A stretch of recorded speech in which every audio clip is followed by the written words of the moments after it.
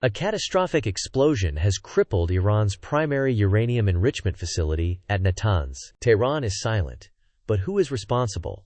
And is this the covert act that finally drags the world's superpowers into open war? The official report from Iranian state media is sparse. A fire, they claim, at an industrial shed, an electrical fault. But intelligence sources are painting a starkly different picture. The seismic data does not lie. The damage signatures are not consistent with an accident. This was a kinetic strike, a targeted demolition deep within the hardened, subterranean centrifuge halls. The heart of Iran's nuclear program has been surgically and violently stopped. War is imminent. Markets are plummeting. The world is watching. Washington has issued a boilerplate denial. The Pentagon states it has no information to offer at this time. Israel, the prime suspect in any such attack, remains officially silent, a silence that speaks volumes in the intricate language of Middle Eastern geopolitics. But the simplicity of this narrative, a straightforward attack by a known adversary, is beginning to fracture under the weight of incoming data. The initial kinetic event was preceded by a massive, multi-vector cyber attack. This was not just a bomb.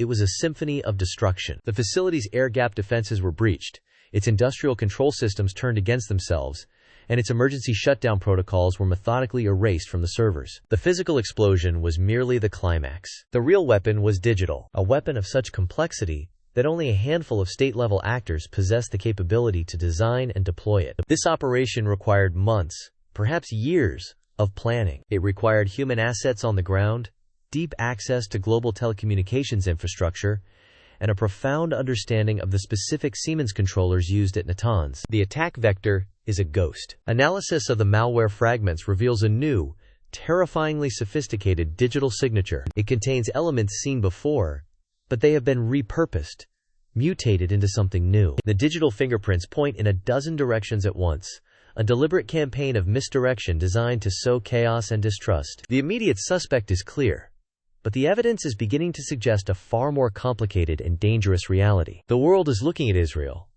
but the weapon's digital DNA whispers a different name, a name that changes the entire strategic calculus. 3-minute mark rehook.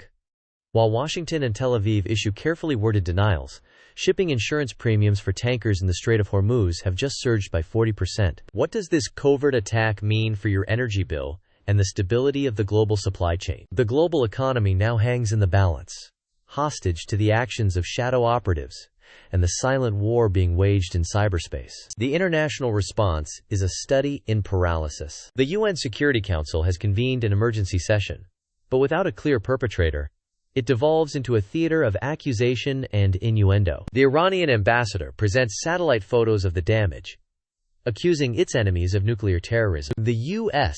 envoy deflects, pointing to Iran's history of non-compliance with nuclear inspectors. Meanwhile, a new axis of power watches from the wings. Beijing and Moscow issue a joint statement condemning all acts of sabotage that threaten regional stability. It is a carefully calibrated statement, one that offers superficial support to their quasi-ally in Tehran while keeping their options open. This is the core of the world's uneasy alliance: transactional, opportunistic, and built on a shared desire to counter American influence, but not on genuine trust. Intelligence reports indicate increased signals intelligence activity from Russian bases in the Caspian Sea. Chinese commercial vessels in the Arabian Sea are deviating from their scheduled routes, their electronic emissions suggesting they are monitoring the American carrier strike group currently on station. They are not acting as allies of Iran.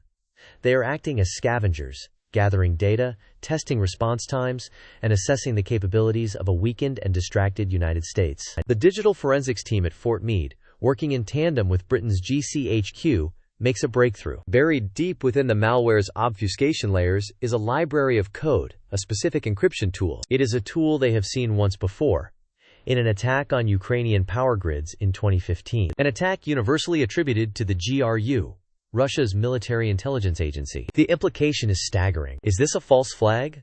A digital plant designed to implicate Moscow and shatter its burgeoning partnership with Tehran? Or did Russia, seeing an opportunity to test a new cyber weapon and create chaos for the West, secretly collaborate on the attack? Iran's so-called allies may not be the friends they appear to be. The simple narrative of a U.S.-Israeli strike is now dead. The crisis has mutated into a three-dimensional chess match where allies and enemies are interchangeable, and the next move is impossible to predict. The evidence now suggests a deep betrayal may have occurred. 6-minute mark rehook.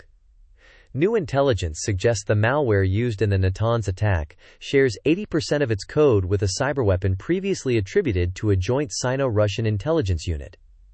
This isn't a regional skirmish. This is a direct challenge to the global order.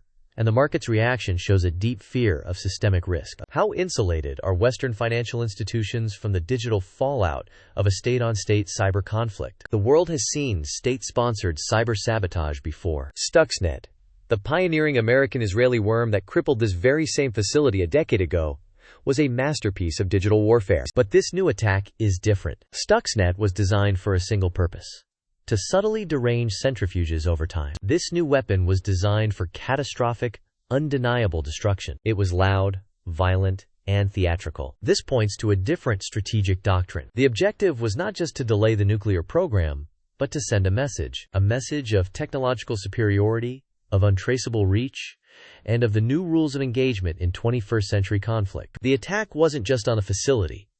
It was an attack on the concept of attribution itself. By weaving in the digital DNA of multiple state actors, elements of American, Israeli, Russian, and even Chinese code, the perpetrators have created a strategic fog of war. Tehran is now in an impossible position. Lashing out at the United States or Israel, the conventional suspects, is expected. Retaliation through their proxy networks in Lebanon, Gaza, Iraq, and Yemen is their standard playbook. But if the evidence of Russian or Chinese involvement is real, even as a possibility, any response becomes fraught with peril. Attacking the wrong target could alienate their only powerful patrons on the world stage. The Supreme National Security Council of Iran is now in emergency session. Hardliners are demanding an immediate, forceful response, likely targeting shipping in the Strait of Hormuz. A closure of the strait, through which 20% of the world's oil passes, would send the global economy into a tailspin. Moderates, however, are counseling caution, aware that they may be walking into a sophisticated trap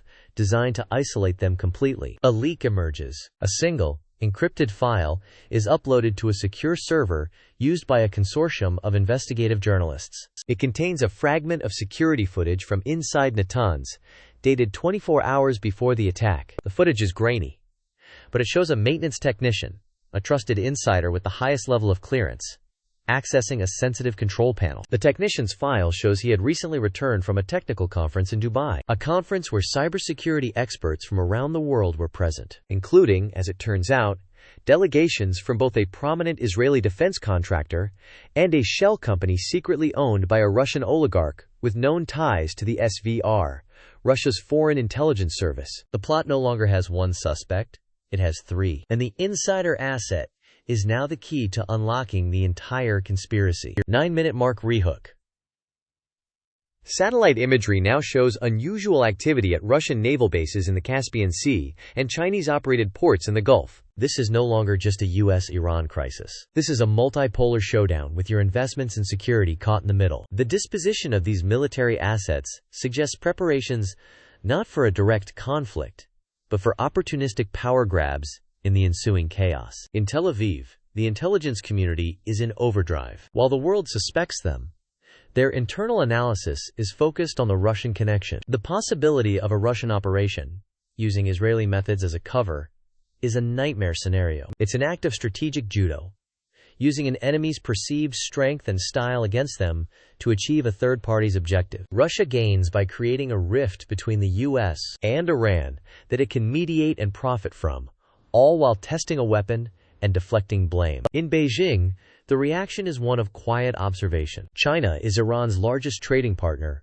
and the biggest buyer of its oil. Superficially, an attack on Iran is bad for China's energy security. But the strategists in the Politburo play a longer game. A destabilized Middle East forces the United States to expend military and political capital, distracting it from the Pacific, which remains China's primary sphere of interest. A crisis that bleeds American resources without drawing China in directly is, from their perspective, an optimal outcome. This entire operation reveals the new global battlefield. It is not about tank columns crossing borders. It is about exploiting the seams in the international system. The plausible deniability of cyber warfare, the transactional nature of alliances, and the speed at which information and disinformation can paralyze an adversary. The ultimate goal may not have been Iran's nuclear program at all. The true target may have been something far more valuable. In the hours after the Natanz cyber attack, secondary electronic pulses were detected, aimed not at the facility, but at the undersea fiber optic cables in the Persian Gulf. This was an intelligence-gathering, piggyback operation. While the world was focused on the explosion, a ghost in the machine was mapping the core data infrastructure of the entire region, potentially installing digital backdoors into the global financial and communication systems. The Natanz attack was the distraction, the loud, public spectacle. The real mission was silent, invisible, and has given its perpetrator a strategic advantage that could be used to cripple economies and compromise military command and control systems at a moment's notice. The question is no longer just who bombed Natanz,